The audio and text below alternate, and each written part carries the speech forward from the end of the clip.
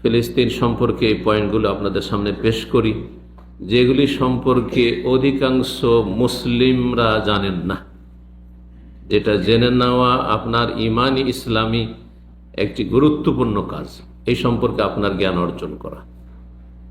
যদি জ্ঞান না থাকে তাহলে ফিলিস্তিনের যে সমস্যা সেটা তাদের সমস্যা, সেটা ভূমি নিয়ে সমস্যা, সেটা হচ্ছে দুনিয়ার পার্থিব হয়তো দ্বন্দ্ব লড়াই, যেমন অনেকে মনে করে থাকে। যদি আমাদের বড়রাই না জানে সে সম্পর্কে, তাহলে আমাদের কচিকাচা, আমাদের আগামী প্রজন্ম ছেলেমেয়েরা কি বা জানবে? সুতরাং আপনারা জানুন এবং প্রত্যেক মুসলিম নিজ নিজ ছেলে মেয়েদেরকে এই শিক্ষা দিন এই বিষয়গুলি, যে বিষয়গুলি নিয়ে আজকে আমি আলোচনা করব। আল্লাহ রাব্বুল আলামিন যেন আমাদেরকে এই বিষয়গুলি জেনে নিয়ে সে অনুযায়ী আমল করার তৌফিক দান করেন এবং সত্যিকারের বিজয় কোন পথে হাসিল হবে সেই বিষয়গুলি জেনে নিয়ে সত্যিকারের আল্লাহ রাব্বুল আলামিনের বিজয় হাসিলের জন্য নিজেদেরকে সচেষ্ট হওয়ার তৌফিক দান করুন। বিজয় শুধু মনের কামনা বাসনায় আসে না, বিজয় শুধু এ মিছিল বিক্ষোভ আন্দোলন করে আসে না। এসব পশ্চিমা কাফিররা আমাদেরকে শিখিয়েছে।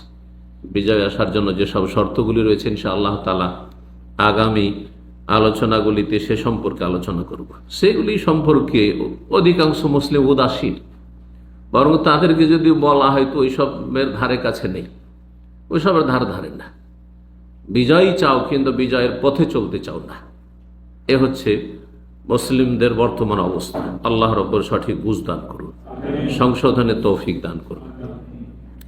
বাইতুল মুকাদ্দাস বা ফিলিস্তিন মুসলিমদের হাতে এসেছে।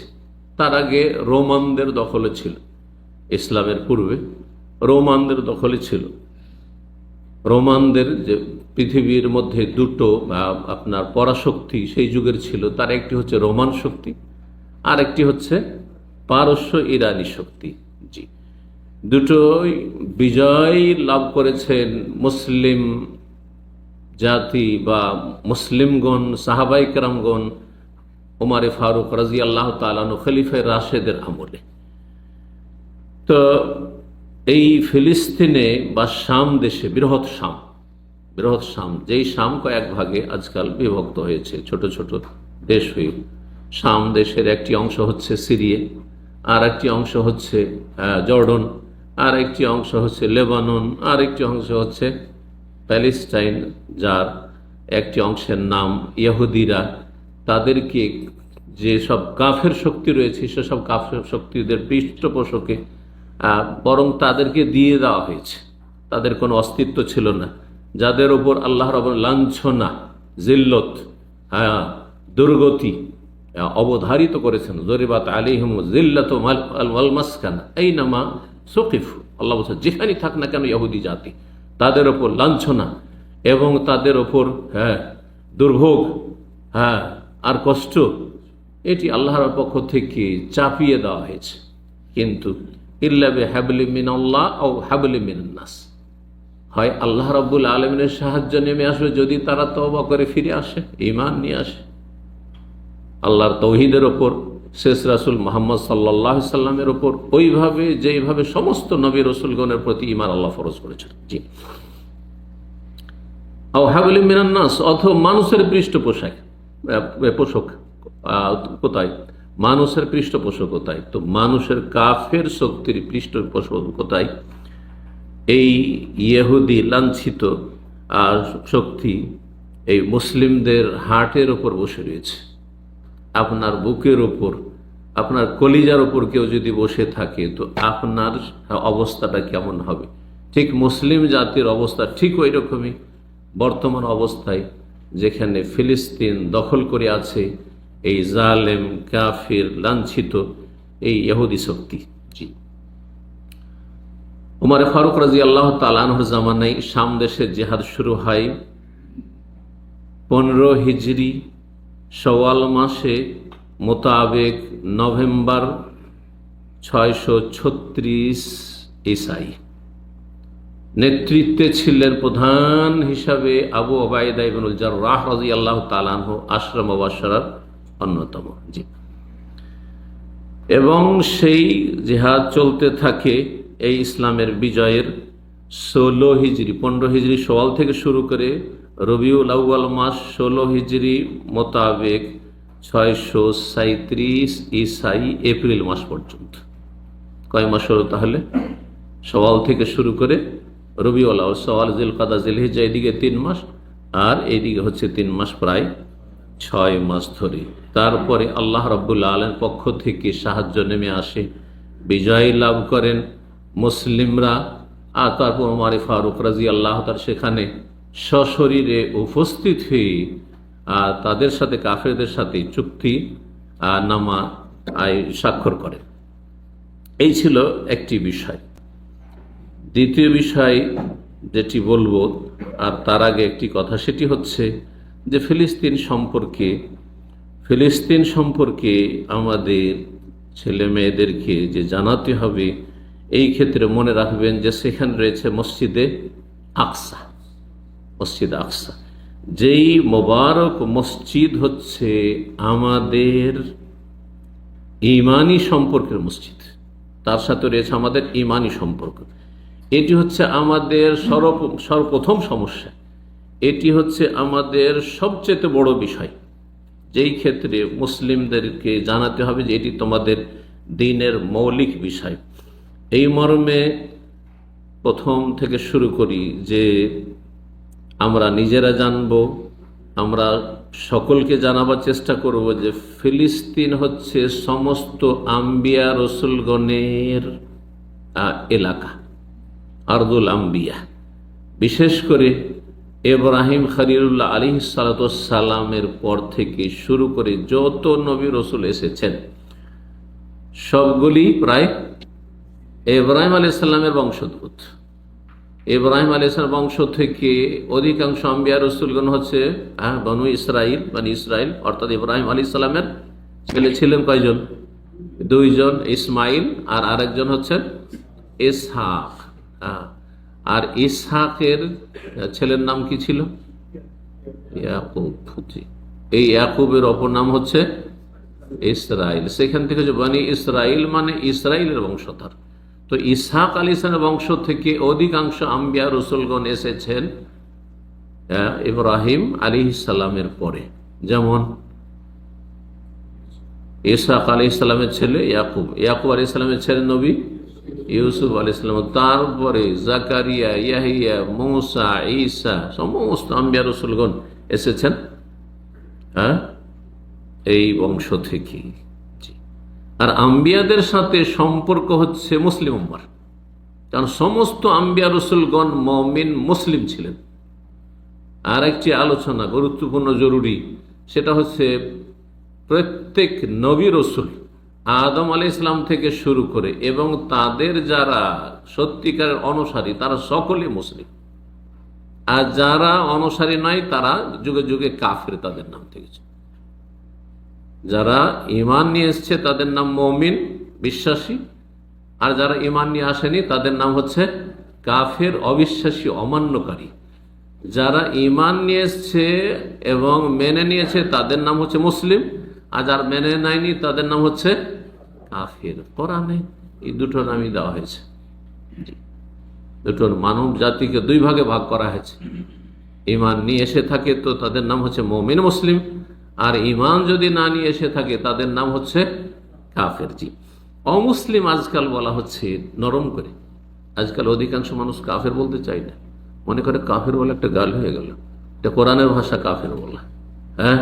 অমুসলিম বলাটা হচ্ছে তাদের সাথে কিছু ছাড় দেওয়া, যা আল্লাহ ছাড় দেননি, রাসূলুল্লাহ সাল্লাল্লাহু আলাইহি ওয়াসাল্লাম ছাড় দেননি। কোরআনে কারিমে কোনো জায়গায় পাবেন না যে মুসলিম আর নন মুসলিম বলা হয়েছে। ভালো করে শুনে রাখেন এই কথাটি। এই জন্য আজকালকার নতুন এটি পরিভাষা হচ্ছে অমুসলিম। কাফের, মুসলিম, বিশ্বাসী, অবিশ্বাসী, কাফের, কোন গাল। আপনি বিশ্বাস করেন, মুমিন মুসলিম, আত্মসমর্পণ করেন, আল্লাহর সামনে আত্মসমর্পণ করলেন, আমার রব যিনি, মুসলিম। আপনি বিশ্বাস করেন আপনি মুমিন, অবিশ্বাসী আপনি কাফের, অমান্যকারী, অমান্য করছে এগুলো আমি মানি না, কাফের। কাফের মানে অমান্যকারী, কোনো গাল নাই।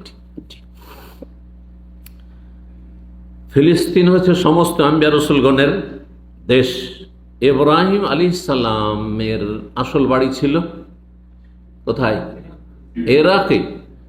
ইরাকে যখন বাবা সবচেয়ে বড় দুশ্মন, বংশের লোক দুশ্মন, মূর্তি পূজা করো না হলে বেঁচে থাকার অধিকার নাই, সেখান থেকে হিজরত করে কোথায় গিয়েছিলেন? এই ফিলিস্তিনে গিয়েছিলেন। ফিলিস্তিনে গিয়েছিলেন।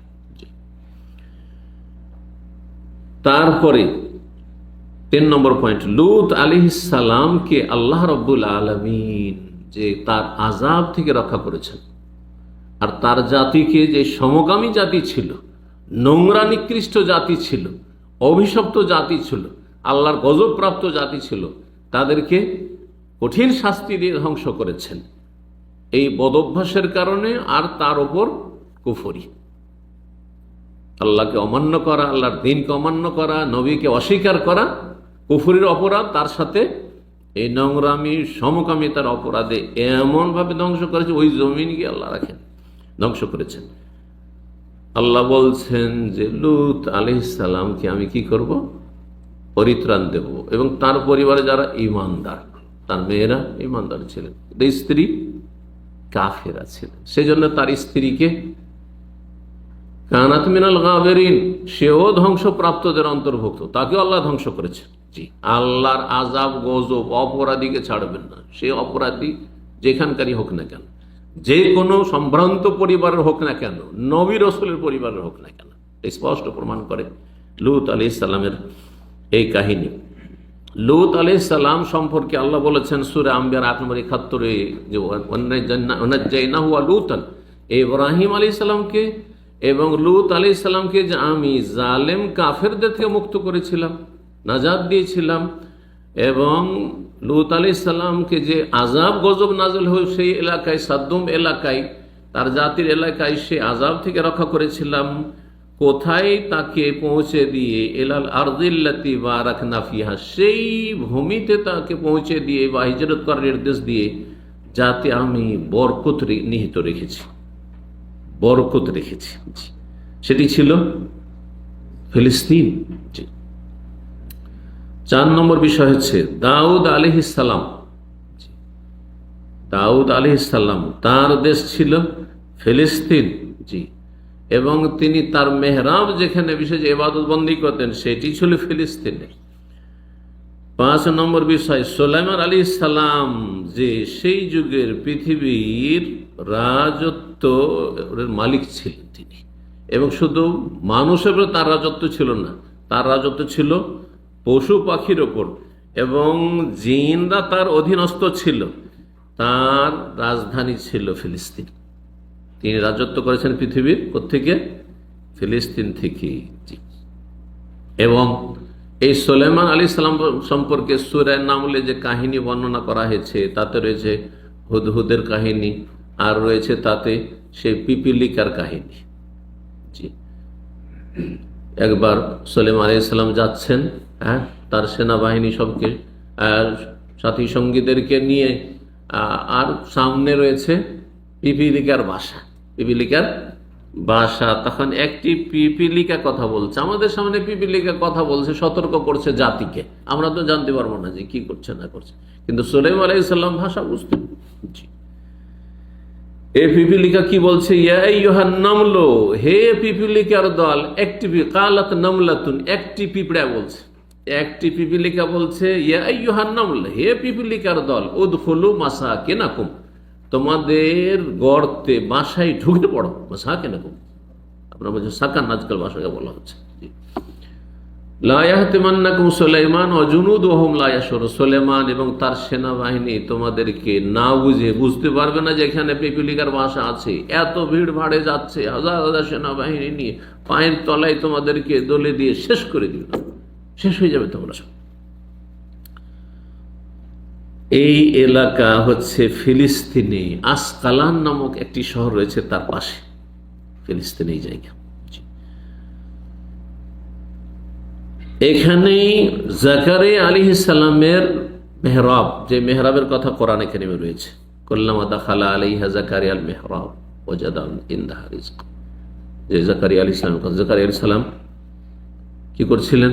তিনি মেহরাবে এবাদবন্দি করছিলেন। তারপরে মারিয়াম আলাইহিস সালামের কথা যে ঘটনা রয়েছে, তো জাকারিয়া আলাইহিস সালাম মেহরাবে এবাদত বন্দি করতেন, আর সেখানে দোয়া করেছেন, নিঃসন্তান ছেলে সন্তান জন্য দোয়া করেছেন, সেই মেহরাবের কথা কোরআনে কারিমে রয়েছে। সূরা আলে ইমরান আয়াত নম্বর 37 রয়েছে। মূসা আলাইহিস সালাম, মূসা আলাইহিস সালাম তার জাতি বনি ইসরাইল। মূসা আলাইহিস সালাম তো মূলত ফিলিস্তিনের লোক, পূর্বপুরুষ ফিলিস্তিনের, কিন্তু তিনি কোথায় তার বাল্য জীবন, আর কোথা থেকে তিনি হিজরত করে চলে আসলেন ফেরাউনের ধ্বংসের পর? কোত্থেকে? মেসর থেকে। তো মেসরে কি করে মূসা আলাইহিস সালাম পৌঁছলেন ফিলিস্তিন থেকে? ওই যে ইউসুফ আলাইহিস সালাম মিশরের রাজত্ব ক্ষমতা হাতে পেয়েছিলেন, ইউসুফ আলাইহিস সালাম চলে গেলেন, আর সেখানে সে বংশ বৃদ্ধি হইতে থাকে বনি ইসরায়েলের। আর তারপরে মূসা আলাইহিস সালামের জামানা আসলো। জি, ফেরাউনকে কোন জ্যোতিষী বলল যে তোমার রাজত্বের পতন ঘটবে এই বনি ইসরায়েলদের একটি বালকের মাধ্যমে। সেই জন্য কত হাজার হাজার ছেলে সন্তানকে হত্যা করেছিল ফেরাউন। শেষ পর্যন্ত ফেরাউন ধ্বংস হইল। মূসা আলাইহিস সালাম সেখান থেকে বেরিয়ে আসলেন, আর তারপরে জাতিকে বললেন যে চলো, তোমরা তো আমার প্রতি ঈমান নিয়ে এসছো, নিজের বংশের লোকেরা, চলো তোমরা একটু হিম্মত করো, আমাদের পূর্বপুরুষের যে মোবারক ভূমি, বরকতপূর্ণ ভূমি রয়েছে, সেই ভূমিতে আমাদেরকে যেতে হবে, সেখানে গিয়ে আমাদেরকে বসবাস শুরু করতে হবে। কিন্তু সেখানে একটি জালেম এবং জবরদস্ত একটি শক্তিশালী জাতি সেখানে রাজত্ব করছে। এদের বিরুদ্ধে কেমন করে লড়াই করবো? আমরা যেতে পারবো না। কাপুরুষ এই জাতি ইসরাইল, শুধু গাদ্দারি করেছে, খেয়ানত করেছে, নাফরমানি করতে থেকেছে। মাত্র 40 দিনের জন্য গেছেন মূসা আলাইহিস সালাম তাওরাত নিতে, এরা বাছুরের পূজা শুরু করে দিয়েছে। তো নবী মূসা আলাইহিস সালাম বেঁচে থাকতে যদি এরকম অবস্থা হয়, আর মূসা আলাইহিস সালামের জীবদ্দশা মূসা বলছেন চলো, আল্লাহ সাহায্য নেমে আসবে, জিহাদে চলো, বলছেন না যেতে পারবো না। মূসা ইযহাব আনতা ওয়া রাব্বুকা ফাকাতিলা, তুমি যাও, তোমার আল্লাহ যাক। নাউযুবিল্লাহ। ইযহাব আনতা ওয়া রাব্বুকা, তুমি আর তোমার রব যাও, আর তার লড়াই করো, পিছনে আমরা দেখছি। যখন দেখবে যে দেখবো আমরা যে বিজয়ী হয়ে গেছো তুমি, আর সেখান থেকে তাদেরকে তাড়িয়ে দিতে পেরেছো, তখন আমরা ঢুকবো।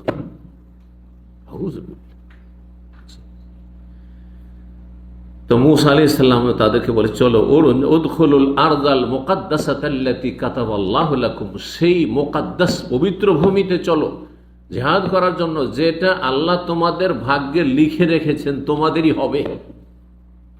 মুমিন মুসলিমদের হবে, তোমরা মুসলিম, তোমরা মুমিন, আর ওরা হচ্ছে কাফের, সুতরাং তোমাদের হবে।